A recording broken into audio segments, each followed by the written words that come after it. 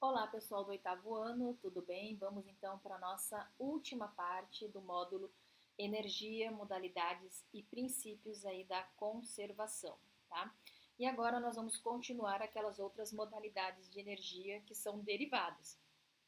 O exemplo que nós vamos falar é a energia sonora.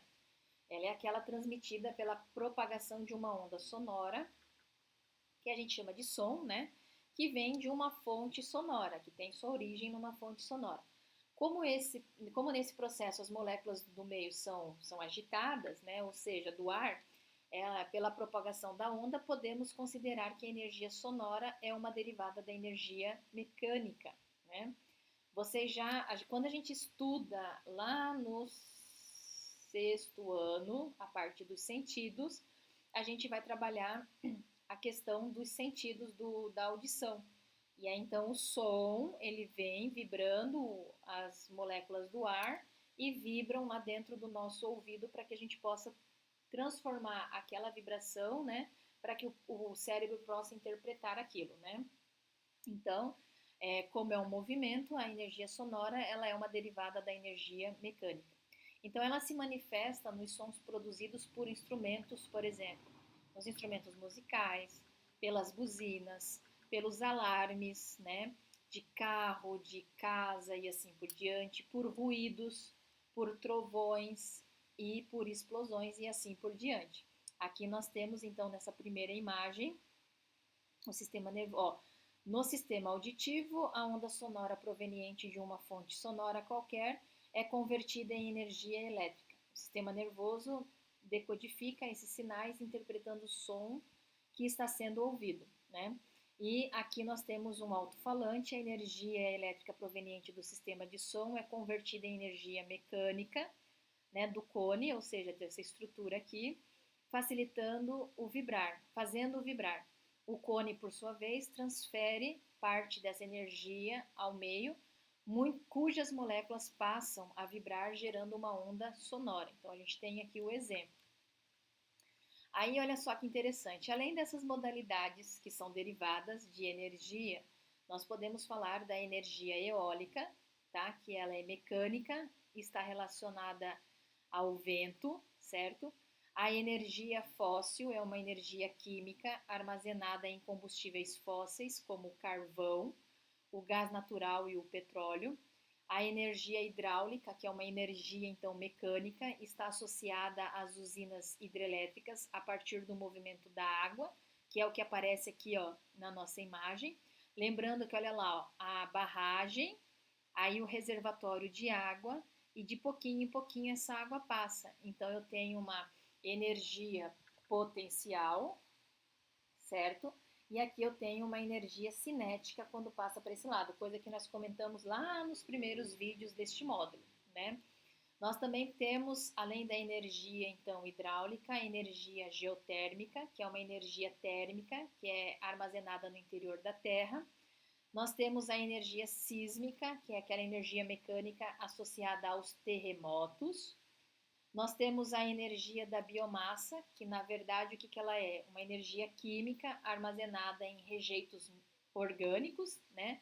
Como exemplo, a gente pode dizer o bagaço da cana, a palha, as fezes, né? Uma energia de biomassa é quando a gente tem lá os porcos, os biogeradores, né? Que vão gerar energia através dessa biomassa. E nós temos a energia maremotriz, que é uma energia mecânica associada às ondas marinhas, ou seja, está associada às marés e às correntes marítimas, tá? Além disso, vou abrir um parêntese para explicar essa imagem aqui, ó, que na verdade mostra o ciclo da água, né?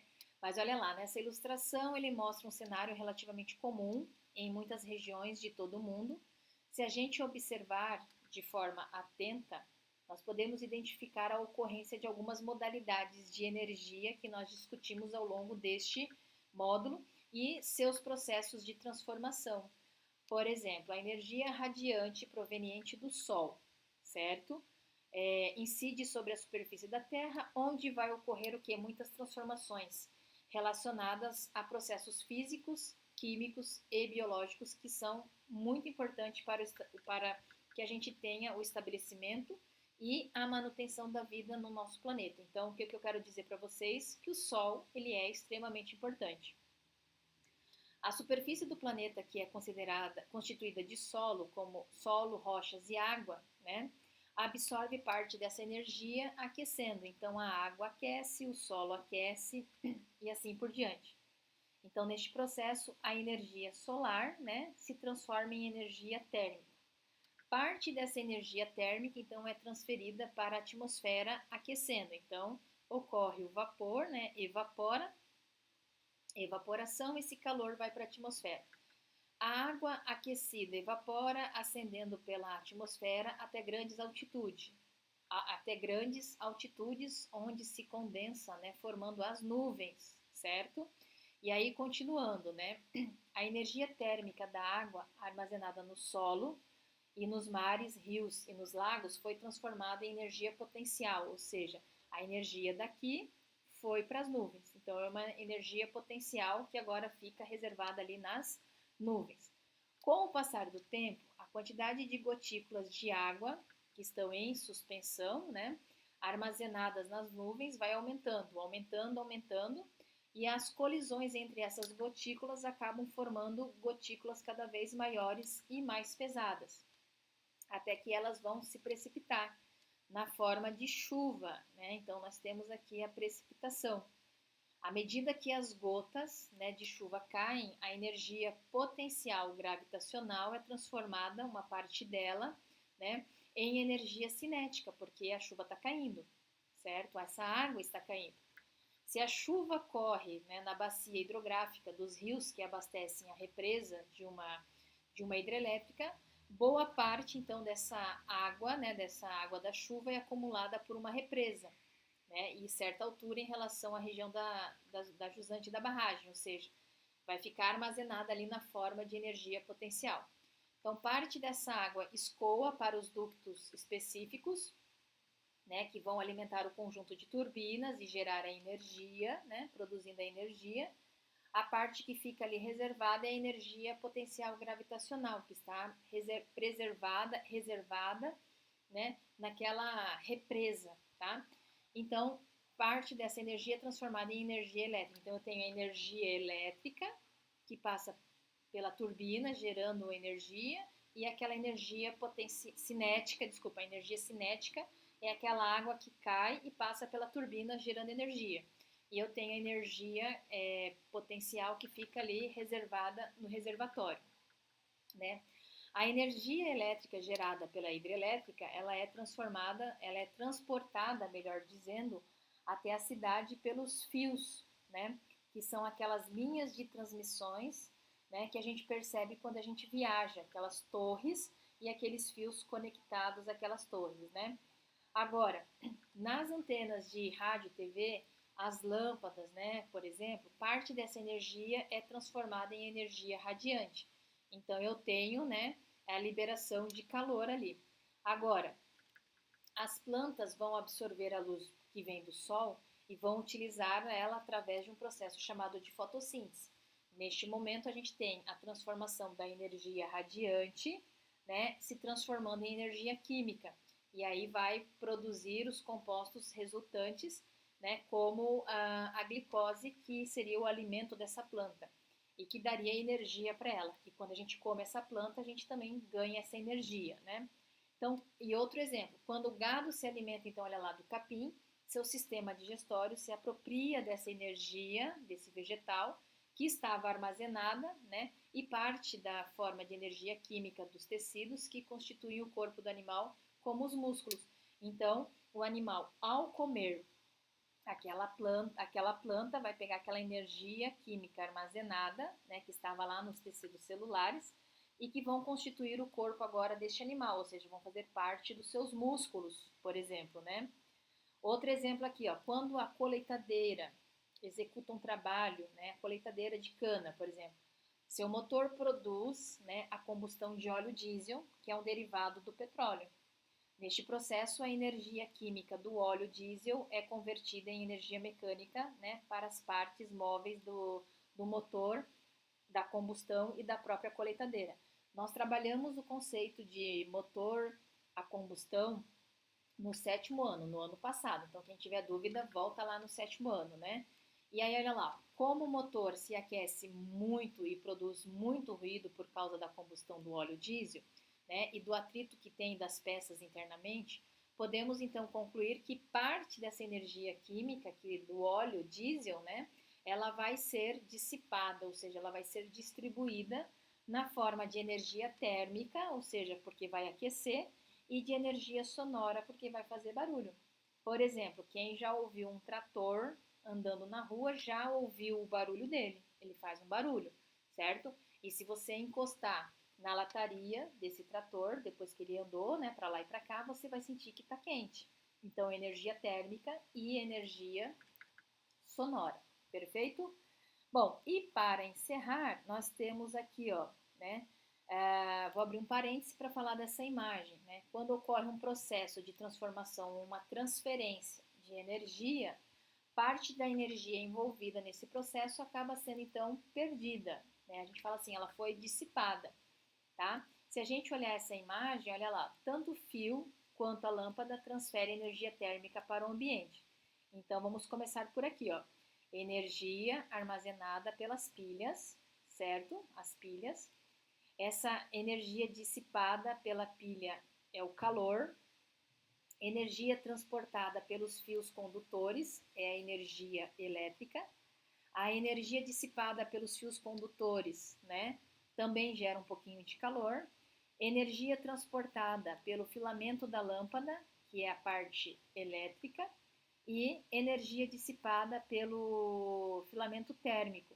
Então a gente tem a luz, né, energia emitida pelo filamento, que é a energia luminosa, tá? Então, como essa energia não foi utilizada para a finalidade principal do dispositivo montado, que é iluminar, ela também tem uma... Porque assim, a lâmpada, ela serve para iluminar. Contudo, ela também aquece. Então, se ela aquece, ela tem essa energia dissipada, ou seja, perdida. Olha dentro dessa lanterna os tipos de energias que estão envolvidos. Energia química, energia elétrica e energia luminosa, certo? Então, para representar essa energia dissipada, costuma-se utilizar uma seta em forma de rosca, que é o que aparece aqui, ó. É energia dissipada. Desse momento para este momento, a gente tem a energia perdida, uma energia térmica, ou seja, calor. Deste momento para este momento, a gente também tem uma energia, um calor perdido, né? E deste momento para este momento, nós também vamos ter uma energia perdida, que é o calor. Então, né, se a gente for completar isso aqui, ó, a gente tem energia armazenada pelas pilhas, é uma energia química. Energia transportada pelos fios condutores, energia elétrica. Energia transportada pelo filamento da lâmpada, energia elétrica. E energia emitida pelo filamento, energia luminosa. Contudo, nós vamos ter a dissipação de calor, que é a energia térmica que ocorre. Tudo bem? Bom, vamos lá? E aí a gente teve um texto, o conceito de energia segundo Feynman, né? Apesar de ser um termo muito utilizado por todos nós, energia é um conceito abstrato e de difícil definição. De acordo com Feynman, que viveu entre 1918 e 1988, um dos mais notáveis físicos da história, né? Existe um fato ou, se você preferir, uma lei que governa todos os fenômenos naturais conhecidos até agora.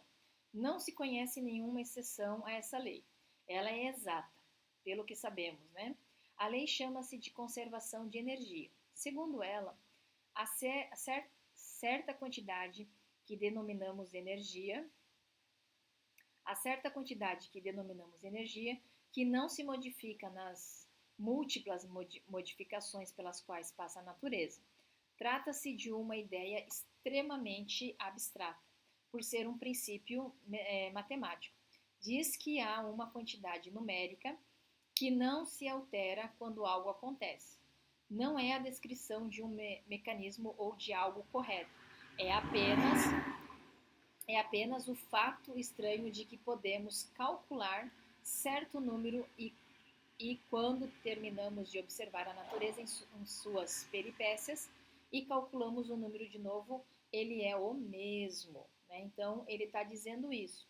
Então, conforme percebemos, né, Feynman se arrisca, deixa eu ver aqui, conforme percebemos, o pesquisador, o cientista, né, arrisca definir energia de um modo preciso.